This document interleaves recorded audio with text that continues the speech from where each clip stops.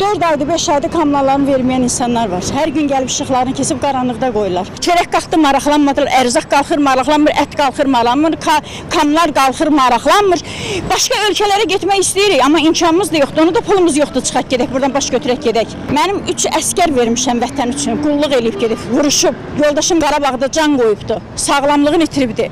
Amma mən bir gün onu pensiya ala bilmirəm. Nəyə görə bir 3 əskərin anası, bir Qarabağın vuruşan həyat yoldaşı kimi mən bugün əzab çəkməliyəm? Deyirdilər, sosial cavanlara ev verəcəklər. Mənim 3 dənə oğlum var, evlənə bilmir, evi yoxdur. Mənim bacımın oğlu şəhid olub.